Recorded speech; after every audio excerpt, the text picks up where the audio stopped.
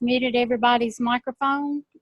If you have a question, you can put it in the chat box, or you can unmute your microphone and ask questions or share anything. Okay, so this is taken out of the Real Life Blue Book that every chapter should have, and it's chapter 10. And we're not going to read it word for word because you can do that, but I'm just going to take some highlights that I thought was important information from here. Okay, and this is not the easiest book to make copies from, so.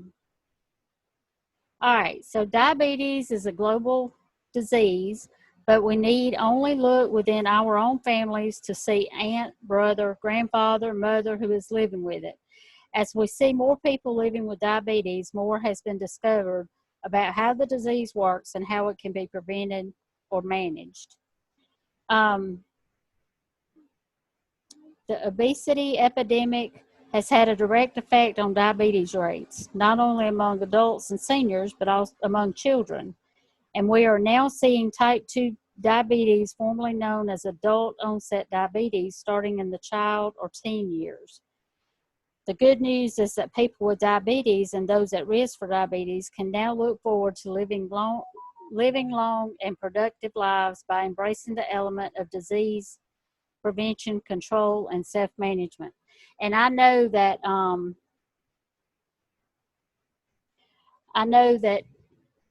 teen diabetes is on the rise because of video games and things like that. Hang on just a second. I got somebody else trying to get in the wrong meeting.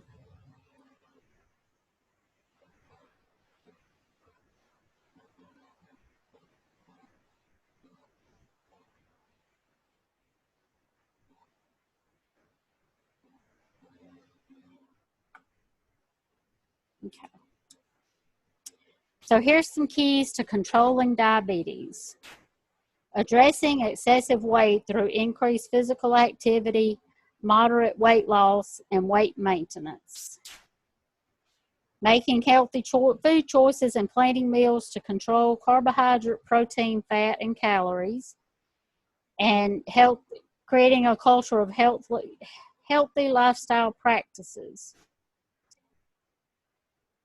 And that's kind of what TOPS is all about. I mean, we're trying to teach healthy food choices, healthy exercise, and doing it in a sensible manner. All right, the metabolic syndrome. The metabolic syndrome, also called Syndrome X, refers to a condition. So this is where I'm at. Refers to a condition in which a person has 3 or more of the following risk factors for heart disease: elevated blood sugar due to insulin resistance, obesity and high waist circumference, high blood pressure, high triglycerides, high LDL cholesterol, and low HDL cholesterol. So having many of these health risks at one time is a sign that that several of your body's internal organs are being affected, putting you at a greater risk for stroke, coronary artery disease, heart attack, kidney failure, and non-alcoholic fatty liver disease.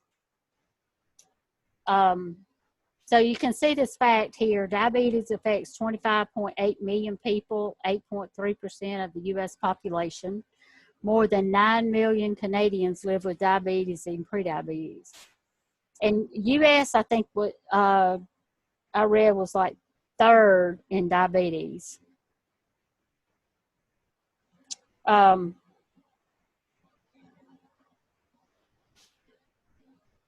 If your blood sugar levels, also known as blood glucose levels, are out of control, they can reduce the size of your blood vessels, which can increase your risk of having high blood pressure or cholesterol buildup in your arteries. And being overweight can also interfere with your body's ability to clear cholesterol from arteries and affect how insulin will work in to lower your blood sugar. Excess blood sugar creates stress on the kidneys and may cause them not to function properly. All right. Diabetes is the leading cause of kidney failure, non-traumatic lower limb amputations, and new cases of blindness among adults in the U.S. It is a major cause of heart disease and stroke, and seventh leading cause of death. But fortunately, these are things that can be done. There are things that can be done. All right, so a lifestyle practice may make a big difference. So there's two on this page. It talks about two programs, studies that have been done about lifestyle, about how lifestyle affects your sugar. Lifestyle changes worked especially well with people older than 60. The results from these two studies and others prove that lifestyle change can be very effective in preventing the onset of diabetes and controlling blood sugar levels when combined with mild weight loss, with or without medications. I like this right here. Remember, you are the key to the healthy lifestyle that you seek.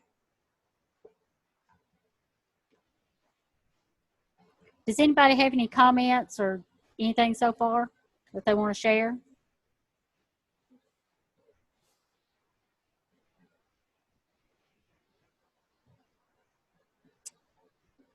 Okay. Remember, if you want to share something, just unmute your mic. Weight loss and disease control, a winning combination. The diabetes prevention program showed that losing just a little weight reaps huge benefits when it comes to preventing and controlling high blood sugar levels and diabetes risk. Losing as little as 5 to 7% of your body weight can help lower blood sugar levels while improving blood pressure and blood cholesterol levels. And I have heard in several success stories over the years that once they lost weight, once people lose weight, then they can either lower their medicine or come off their medicine altogether. And that's what I would like to achieve, is just to lower that medicine or come off of it.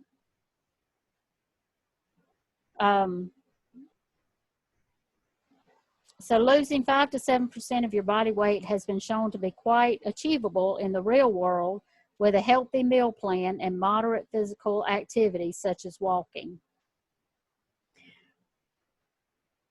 This right here, avoiding fad diets. How many of us have been on a fad diet before? Most everybody that I know, at least one time or another. There's so many diets out there.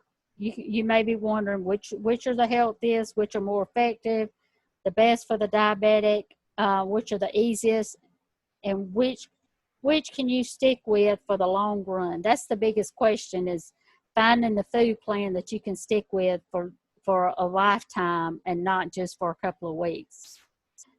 Fad diets may disrupt blood sugar control, which could lead to organ failure and hospitalization. So we could have a whole program on fad diets, why they work, why they don't work. So in reviewing a wide array of diet plans, such as low calorie, low carb, low fat, high carb, high protein, plant-based, or Mediterranean, experts agree that all can promote weight loss if they contain one factor. This is the biggest thing to weight loss: fewer calories in, more calories burned. Some of these diet plans that are not very healthy. So developing a diabetic weight loss plan. The best way to select healthy weight loss plan is to consult your healthcare team and schedule a meeting with a registered dietitian who should be part of that team. Be honest with yourself, and the dietitian will help you develop a healthy diabetic weight loss plan.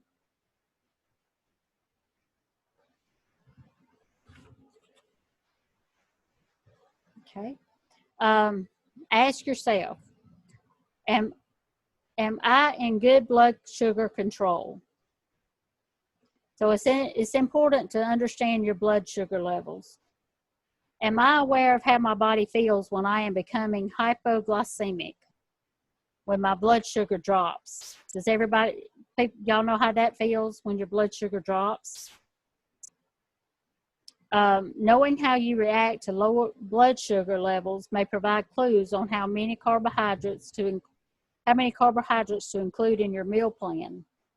If you eating a diet that is too low in carbs can lead to low blood sugar. So diabetics trying to lose weight should eat at least 130 grams of carbs per day to guard against low blood sugar. But keep in mind, carbs are your body's main energy source, especially for the brain, and should not be feared. You may need even more carbs based on your age, weight, and your activity level. So if you're like me and you're sitting around, I probably don't need as many carbs as somebody that's, active in their job every day. So is your diet plan well balanced with all food groups included? Does the diet emphasize high fiber foods? Having a diet high in fiber has been shown to slow down the spike in blood sugar after eating. Fiber also promotes feeling of fullness and fewer calories than other foods. Are enough calories and carbs planned throughout the day? So your timing of meals and snacks is important for controlling blood sugar for all diabetics, but it's especially important for those cutting back on their calories. Is it a healthy eating plan that I can stay on for the long haul? That's very important. A healthy eating plan is one that can become a way of life, providing all the nutrients needed for good health. If the diet is extremely restrictive or a bad diet, it should be avoided regardless of the claims of quick weight loss. And y'all know that TOPS is not about quick weight loss. Slow, steady, and sensible is the best way to get long-term results. Can I afford the food in the plan? So a good meal plan should not depend on how much money you have to spend. You should be able to eat the foods that you like, just in portion control. So how will the plan fit in my daily schedule? So basically you make the meal plan around your daily schedule. So if, based on when you sleep, when you exercise, when you work, you need to make your meals around that schedule. So does the plan meet nutritional needs for a healthy body? The term nutrient-dense foods refer to foods that contain large amounts of nutrition within the calories provided. Key nutrients to have more often are listed in the chart below. So you can see down here the choosing nutrient-dense foods. So if you need potassium, you can eat baked potatoes, tomatoes, and cantaloupe. Well, I don't know about cantaloupe. Tomatoes have hardly any calories. So those can, you can pretty much eat those. And, you just take a lot of these foods here. It's good to have at pretty much any meal. For the diabetic, let's see, does the plan promote and support regular physical activity? For the diabetic, regular physical activity helps to keep blood sugar levels within normal range. All right, let's see. Does anybody have any comments or anything they want to share at this time?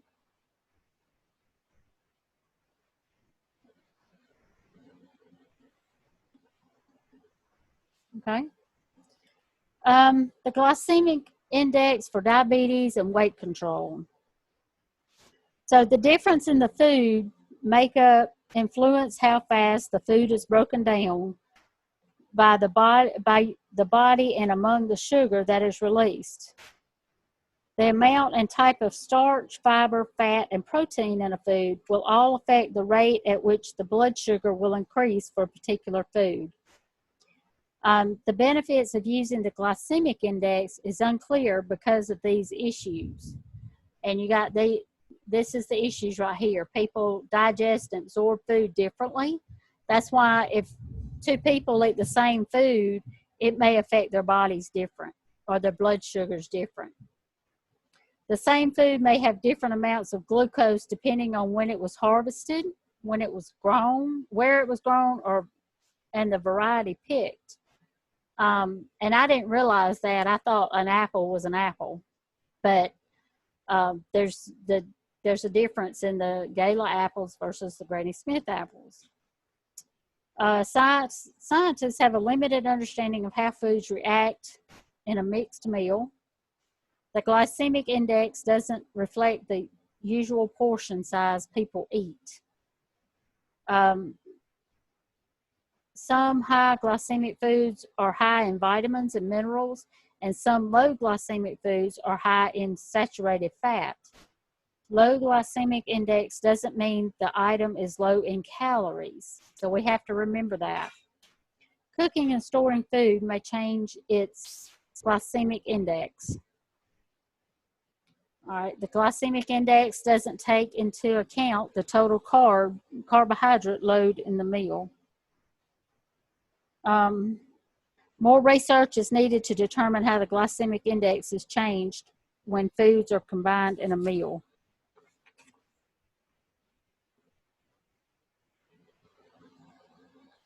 All right, diabetic meal planning with low glycemic index foods. Meal planning for diabetic is centered on creating a healthy, nutrient-dense meal plan to maintain optimal health and longevity and to prevent diabetes. The key factors is controlling the total carbs that are eaten, timing meals and snacks to avoid extreme fluctuation, controlling overall calories to attain or maintain a healthy weight. In addition to meal planning, regular physical activity is important to help control blood sugar. In general, you should select foods with a glycemic index below 70% to make up the bulk of your meal. All right, to take into account the total carbs in a serving, the glycemic load is calculated by multiplying the food glycemic index by the grams of carbs in a serving and dividing the results by 100. For better blood sugar control, select foods that are minimally processed, meaning as close to their natural state as possible. And that's the reason I don't like to eat a lot of the frozen prepared meals. It's, it loaded with sodium for one thing, but, they have to add the preservatives and things like that that cause the makeup of the food different. Even a low glycemic index food can cause a spike in blood sugar if you eat a lot of it at one time. So on the next several pages, it shows you the different food types of food. So like the breads and the cereals and the grains, and gives you the glycemic index, the glycemic load here, and the grams of, what is that, the grams of sugar, carbs.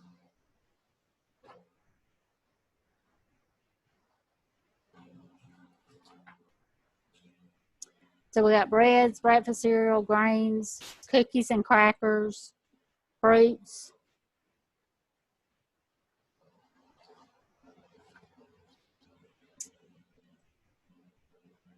beans and nuts, pasta, noodles, vegetables, snack foods.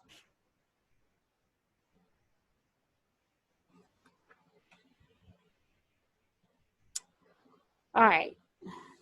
Any comments, questions, or anything so far? Hey. Yes. The one thing that I have found out, especially with a low blood sugar, is that if I eat almonds or some kind of nut that has the good fat in it, then it spikes my sugar to normal. If you have, yeah, if you have low, yep. And the fruits too, you need to eat the real fruit and not the fruit juice, because fruit juices will cause your sugar to spike high a lot faster than the regular fruit will. And you see this right here, pears, canned and pear juice. You have to watch that, especially if you get canned fruit, and not to get the heavy syrup, because they've added sugar to the heavy syrup. And that just changes that whole makeup there.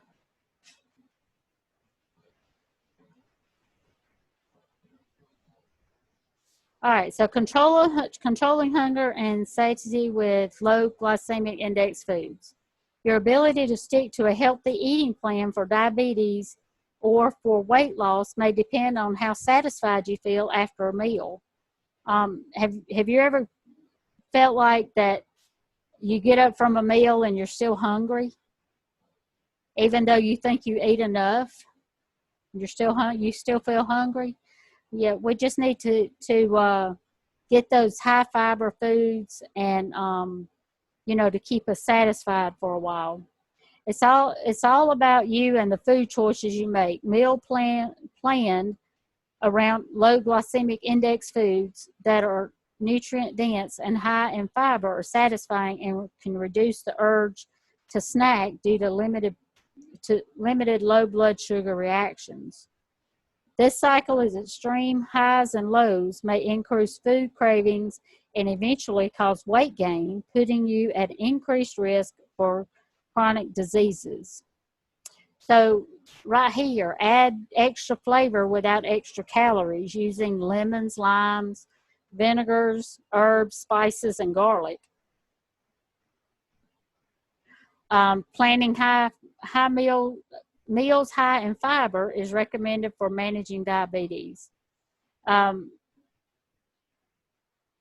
Let's say the average North American eats fewer than 15 grams of fiber a day, which is well below the recommended level of 21 to 50 grams per day for a healthy diabetic meal plan.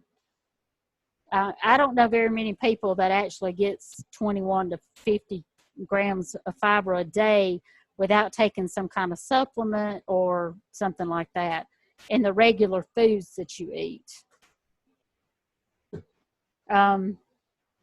So although juice provides healthy vitamins and minerals, juicing everything may not be as beneficial as eating whole foods to control blood sugar levels. Because when you juice, a lot of times you may lose some of the nutrients that's actually in the meat of whatever you're juicing. A word of warning: having extra fiber that you are not used to can lead to bloating, gas, and stomach problems. So gradually increase your fiber. Right now, if you're eating 10 grams of fiber a day, don't go out and eat 50. You'll be in trouble. All right. So the bottom line, diabetes is a very serious disease that's increasing in both adults and children. So here are some activities that help you think about this chapter. Review the questions. Well, review the questions that we covered earlier on page 251 and 252. Take a look at the nutrient-dense foods. Jot down some of these things that you can put on your grocery list. Experiment with different low-calorie flavorings, such as herbs and spices. Instead of adding, sugar to, coleslaw or whatever, try a little bit of garlic or, something else. Keep track of how much fiber you're eating for at least 3 days this week. Look at ways to slowly add more fiber to your diet. Let's see.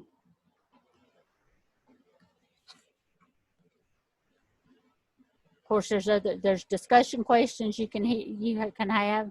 We may cover those in just a minute. So this week, write down what you or you could do this right now. Write down what you eat over the weekend. Just kind of, if you remember, just jot down what you eat over the weekend. And was your carb level below the 130? And and you can take a look at the glycemic index of these foods. So what are some different ways you can include the nutrient dense foods in your meal plan? So these are the ones that's on page 52, which is like baked potatoes, tomatoes, banana, cantaloupe, and mushrooms. That's for potassium. Vitamin C is what we all need now, which is oranges, lemons, limes, kiwis, berries, and green peppers. So what are some different ways that we can use some of these foods? I add fruits in with my salad, my green salad. I'll add nuts and fruit in and not have meat. And Okay. I put eggs in too. To get your protein without all the calories. Right. Okay. I like to put berries in my cereal in the morning. Right. Look, Janice. Oh my goodness. That's my 4th cup today. Wow. I'm impressed. It's 90-something ounces yesterday. Oh, wow. Yeah. So water, we can always use water. Right. I think flavoring your food, I picked some chicken fajitas the other day. Now it was grilled chicken, but what made it the fajitas for us was the spices. So, we could have had just regular chicken that tastes like regular broiled chicken, or spice it up and we feel like we cheated because we had the fajitas. Yeah. And you could and make it in a salad too, rather than keeping it on or putting it on the flour tortilla. Right. I'm not going to mention the corn on the cob. Corn is okay. Not the way I did it. You can't load it with butter. Oh, I don't use butter on anything. We use this lime mayonnaise. It's Mexican corn. Okay. It's delicious. I use seasoned salt on everything. Oh, okay. But all right. So although controlling changes in blood sugar is a huge issue for diabetics, people who are non-diabetic may still experience the feeling of high or low blood sugar from things like skipping meals, binging on sugary snacks, or even from vigorous workouts. Have you ever had this experience? How did it make you feel, and how can you avoid the highs and lows in the future? Well, I brought one. She didn't take the one over there near the wall. Are you talking to us? Okay, so she was supposed to take the one over there near the wall too. Patricia, Oh. eat yourself. Yeah. No. All right, bye. All right, so who wants to discuss that? Have you ever experienced the highs and lows of blood sugar? Yes, very much. Is it mostly from eating, or have you done? I've had that happen with exercise. Most of mine has been not eating correctly, like skipping meals, not getting the fruit and the sugar that I need to keep it level. And then other days I eat too much of the wrong thing and it goes up. So it's just happened to keep that balance. And like it said in the book, not skipping meals and having a regular meal. I know me and another member, we've tried to start on the six meals a day program, and that seems to work really good in keeping my sugars level. Okay. Just smaller meals, just 6 times a day. That sounds good. Yeah. Okay, foods that are high in fiber, low on glycemic index, and minimally processed will lower blood sugar and are more helpful than processed foods that tend to be full of added sugar or highly refined ingredients such as white flour. What types of foods make up the bulk of your meals, and how often do you cook from scratch? So what do we have on our plates, mostly on our plates? Is it proteins, fruits and vegetables, carbs? What's the biggest portion on your plate?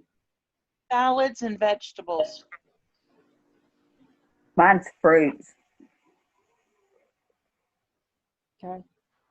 Well, we need to make, not, carbs probably need to be the lowest thing, the least on your plate. And but we don't want to skip carbs altogether. We've got to have some in there so we can have some brain power and some energy. So how often do you cook from scratch? About 80% of the time. I don't as often as I should. Me either. We don't cook. We eat a lot of raw food. A lot of raw food? Well, that's good. Yeah. Raw vegetables. Yeah. We eat a lot of frozen foods and mostly canned stuff. I like frozen. Yeah.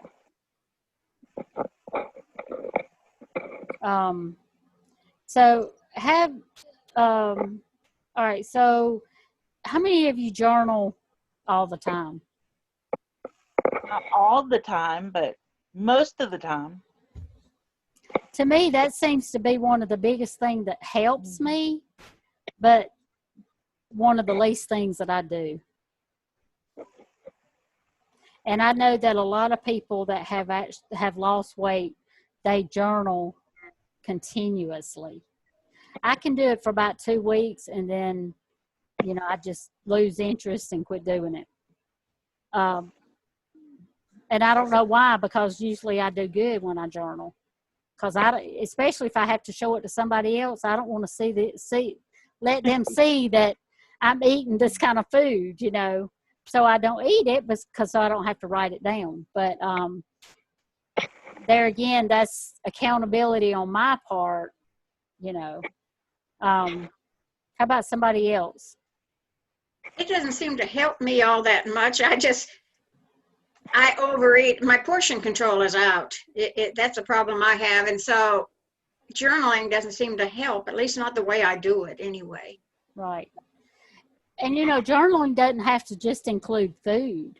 It can be how you're feeling, when you eat, or if you're stressed about something and you notice that you do overeat when you're stressed, or when something's really bothering you, or, during certain emotions. Write those things down too, because it may trigger something next time, as far as your goals. I found that when I journal a lot, I overeat because I look at what I've ate and it's not that much. But I think where I mess up is portion control. Because I don't write the portions down. Right. And a lot of times you can eat a lot and not realize it because you don't write the portions down, or you don't measure your food. Yeah. And And I'm bad about not measuring my food. That's that is something. It just takes extra time, and I just guess, and I know I get too much. Right.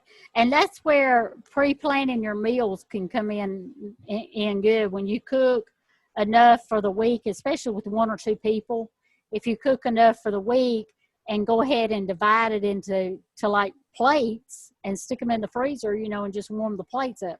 Most of the time the food's not as good, but that could help with portion control. So what about the foods that are listed for the glycemic index? Are these foods that you could plan into your daily meals? Yes. Or make into a recipe? Yes. So, as far as planning meals, you can pretty much eat what you want as long as it's in portion control. And if you want a donut, you can incorporate that donut into your daily diet. You just have to make adjustments, other parts of the day for it. Let's see.